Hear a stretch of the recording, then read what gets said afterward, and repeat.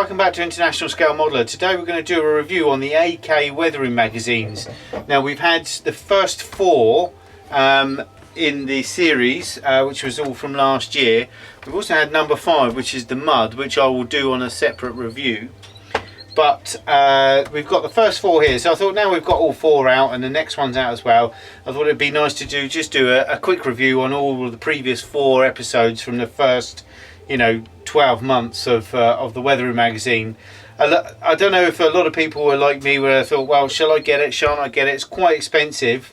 In the USA it's $12, in euros, Europe it's €8, which works out to about £7 in UK money as well. So it's not cheap as far as magazines go. It is on the expensive side, but what I will show today is, personally, in my opinion, I think it's worth the money. If you're looking at going into any sort of weathering whatsoever with any of your models in the future, then really these are quite a good guide. There's a lot of weathering books out there that you can go to and lots of stuff online, but I've found these really easy to just pick up, have a flick through and throw them back down again. Because there's not tons of them, you're not going to build up piles of magazines that you loathe to throw away. I think these will definitely be keepers, and I wouldn't surprise me if AK bring out a binder or something for them in a not too distant future, which I would buy as well, because I really want to keep these in good nick, because they're quite invaluable with regards to how they present everything. If you've read the Tank Art books, Tank Art 1 and 2 by Rinaldi, you'll see that these are on the same par as that. The way they explain the techniques, the way that it's shown in a step-by-step process without trying to confuse you, which a lot of books do. And these tend to be very, very easy to understand and aimed at the average Joe who hasn't got enormous diorama or weathering skills. And these will help you gradually build up your skills as you go. And the first 4 episodes in the first year, number 1 was rust, 2 was dust, 3 was chipping, and number 4 was engines, fuel and oil, which is a bit of a strange one. But so we'll start with rust. Now this was the first episode, so when I got this I was quite excited, because rust is quite hard to do very well. It really is, because it is a layered thing. You really do have to build it up in layers, and I've not successfully done rust yet. Not that I think that I've done successfully. I've only tried it a couple of times, but I really haven't got to grips with it at all. So I was quite chuffed to get this as the first one. Now as you read through, there's a little intro from Mig Jimenez himself, about his magazine, and I don't know, I'm just going to sit here for 5 minutes talking while this picture happens to be open. This magazine's happened to be open on this page. It's very nice to see that they've got the weathering right on this young lady, as you can see. So a good amount of weathering on there, and you see right there, see the weathering there? Excellent. Okay, I think that's very good weathering. I'm most impressed with that, and I find myself keep coming back to this picture to have a look at the techniques involved and how we can get to that level of weathering on someone. But hey ho, let's press on. As you look through the book, again, she makes a good appearance every now and then. But the first one is rusting a paper Panzer. Now, the techniques on this has got a lot of streaking rust and things like that, and it explains what they're going to do, and then they go through, as you can see, step by step, putting the bases down, once the base is down, and then building up the levels to get your rust effect. And it's quite easy. They do show you step by step, as you can see, lots of easy to follow figures, pictures, and lots of ways to be able to see how you actually get that weathering down and how it turns out. I mean, beautiful models, come out really, really well, and the rusting looks very genuine. It's a very highly rusted, so that's been out and seen a lot of combat. But as you press on, as you can see, there's a lot of photographs, close-ups, things that you can see and take note of, and it's always nice to see close-ups of all this weathering stuff and everything. And then you've got this, which is quite an oddball model. I can't remember what it is now. but it's a tractor, Soviet tractor, I think, or something. But again, it tells you how to build up rust right in layers, right from the word go, how to plan. Because you really, for really good rust effects like these, you have to plan it right from the start and work your way through. But also like bare metal stuff, how to get a bare metal effect, you know, things like this. As you can see, quite easy, nice to understand pictures. Description's easy to understand as well, doesn't try to baffle you with science. And as you can see, lots of different types of weathering. That's, you know, all the, obviously it's a big advert for AK products, which you would expect is an AK weathering magazine, and fair play to them, why shouldn't they? The ship is absolutely awesome, it really is. The weathering on that ship is awesome. But it goes through basically rust on, you know, majority old Russian thing, about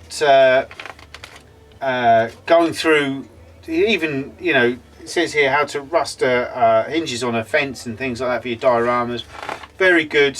Tracks, you know, how to do your how to do the white metal tracks, which we've just done. The Frill tracks, we've just done a thing on this using this AK burnishing liquid. We've just done a video on this, Paul has, so you know, check out the site for that. But again, you know, small chips and rust stains, again, how to build them up, how to then rust them in, blend them in. And you know, there's a lot of examples. I mean, you can see here that you really do. I mean, it's a nice sci-fi one there. I'd love to do a diorama. It's awesome. I really like that model. I think it's excellent. I really do. That the end effect is really nice. But it's lots of reference pics as well. They've got a lot of reference shots from different types of rust, and you know, where, you know, on different vehicles and where they've been left and how the rust streaks and runs and everything. You know, some colour profiles there as well. And everything here helps you to build up. I mean, this Beetle's awesome. I mean, it really is very clever. And again, they start right from the very word go. As soon as you've got your flat base down, how to build it up, you know, in gradual stages. When you go back, go forth. So as you can see, again, excellent diorama. It's brilliant. But it gives you something to aspire to. A surprise. This is a close up there. I think she's just about to start the weathering process. So it's a very clean model there to start off with. But as you can see, they say choose the right products, but not only do they have AK products in here, they do have, even Flores makes a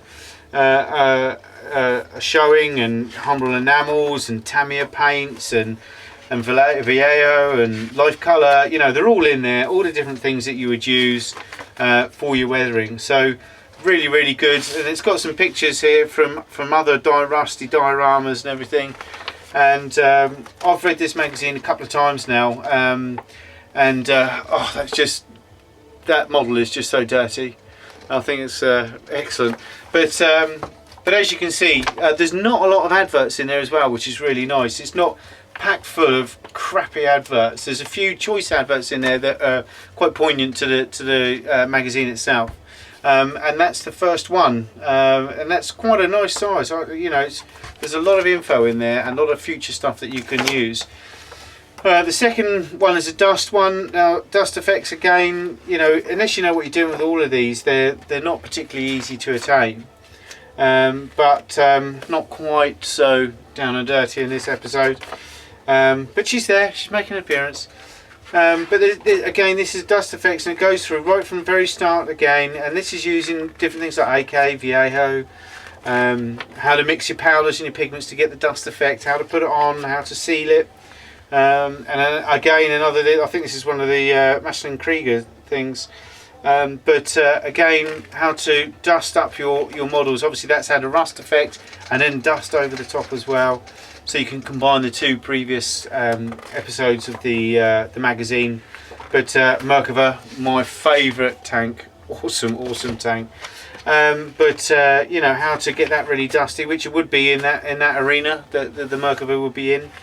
And again, see they had rust, muds, and everything on that one. But again, it tells you how to do all your dust on figures as well, tracks. You know, all sorts, the splashes, everything that you need to go. Again, you've got reference photos going through, some dios, you know, a lot of stuff there. you know, arenas that you would get a lot of dust in and things like that, and how natural dust occurs on vehicles and everything, and all that. So again, I've got to say I wasn't as interested in that magazine as I was the Rust. That Rust one, this one's not quite as thick, not so many pages. But again, they're all the same price. The third issue is Chipping. Now this is, I would imagine, going to be proved just as popular as the Rust one. And again, this is a thick issue. There's a lot in this one. But again, you know, chipping is one of those things. There's many different methods of chipping, and this pretty much covers all the bases with regards to all the different types of chipping, and it goes through every type of chipping there is. It's further in the model. It goes through all the different ways. I mean, that is just, you know, chipped to death. But it explains how to do it all and all the different methods involved. How do you, things like, here we go, you got the hairspray method, salt method, chipping fluid, decals. You know, you can get, you know, decals that show chipping and everything, and rust and things like that as well. You know, it's one of those, again, source of information, same as the rest. You know, figures how to chip helmets and things like that. Tanks, aircraft, you know, the lot, they're all in there. There's even a nice sci-fi one on the Falker, the Michelin Krieger Falker. Again, how he's chipped that up, and again, absolutely wonderful, stunning stuff at the end.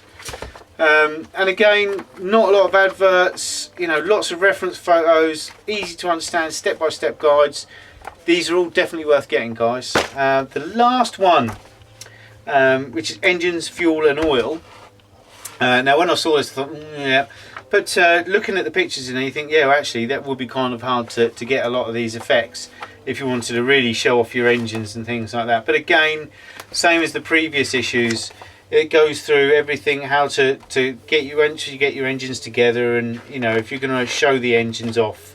I wouldn't imagine a lot of this would be practical if you're not going to show the engines off, but you know, what on earth is this all about? Seriously, Mig Jimenez? What on earth is he doing in a modelling magazine? Seriously. I mean, yes? No. Yes? No. Jesus. I really, yeah, I think you'll agree with me. But anyway, as you go through, again, there's like a tarmac layer. Very good use there, or asphalt as they call it in America. But how they've weathered and, you know, done all this, and again, all step-by-step guides. A lot of it is AK stuff, but they do use other products as well. But you've got things like how to oil up a figure, and then you've got engines again. You've got jet nozzles, you know, other engines from aircraft, AFVs, you know, even rocket nozzles. You know, so they kind of cover all the areas that they, again, all the bases with this, and it's good how to step by step with a nice engine there. But as you can see, it's a World War I Mercedes apparently, and again, more futuristic, another Michelin Krieger. I love that range. I'm going to have to get started on those soon. But as you can see, all the way through. Source of the information on here, reference photos again. I mean, it's just a wealth. Better, much better. Yes, like, lucky man. But as you can see, they are. There's a wealth of information in there, and it's not just the information that's inside it; it's the way it's presented, and the way that they're very easy to follow, and they're very pick-upable. You know, with our thing, you know, when you're working, you're chucking things over your desk and things like that. They're not big, they're not heavy, they don't take up a lot of room. I mean, you can roll them up and you can flop flies with them and everything. But or your son, which I do regularly. These are really good, and they are quite expensive. I get a yearly subscription, so I don't miss any issues. Otherwise, I'll totally forget. But they come in the post, and I tend to get them at least 2 weeks before they come out on general sale as well. And I've got to say that I really rate these, and they've been a massive help to me. and they're always on my bench, you know, within reach to have a quick look at. And they make really good reading. They make interesting reading, a good coffee table thing as well, if that's your bag. But anyway, so that's a definite double thumbs up from me, and you really should get these if you haven't got these. I mean, basically a whole year's subscription is a model, and if you're looking to up your game and, you know, things like that, then these are invaluable. Definitely worth a go. And I don't work for AK, by the way, and Mig hasn't paid me any money whatsoever. But anyway, that's the first 4 AK weathering magazines. I believe you can also get them on the iPad or tablet version, which are the same price as these. But to be honest with you, I've got a lot of magazines on the iPad. All my model magazines are on that. But for this, I wanted to go and have something to hand, and keep it in the stash and everything. But anyway, that's the AK weathering magazines, the first 4 episodes. Definitely get them. Until the next review, take care. Speak to you soon. Bye bye.